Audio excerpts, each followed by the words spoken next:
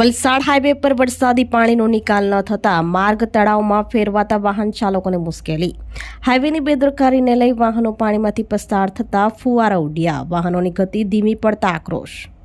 વલસાડ જિલ્લામાંથી પસાર થતો નેશનલ હાઈવે નંબર 48 ઉપર વરસાદી પાણી ભરાતા વાહન ચાલકોને મુશ્કેલી સર્જાઈ હતી।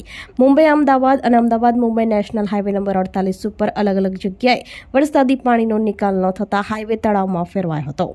વાહનો તેમાંથી પસાર થતા ફુવારા ઉડવાના દ્રશ્યો સર્જાયા હતા। મોટા વાહનો પાણીમાંથી પસાર થતા પાણીનો ફુવારો કરતા નાના વાહન ચાલકોને ભીંજાવાની નોબત ઊભી થઈ હતી।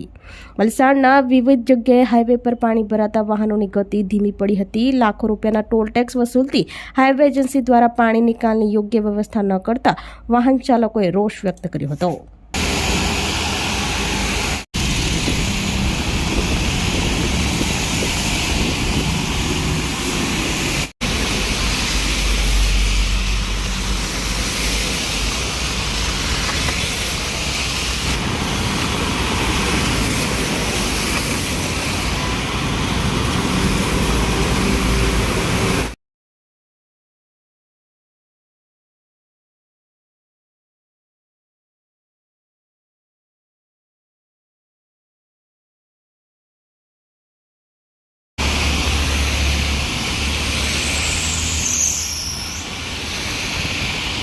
આપણી સંકલ્પ ન્યૂઝ ચેનલને સબસ્ક્રાઇબ અને લાઇક કરો, બેલ આઇકન દબાવો જેથી આવનાર ન્યૂઝ અપડેટ્સની નોટિફિકેશન આપના મોબાઈલ પર સૌથી પહેલા પહોંચે।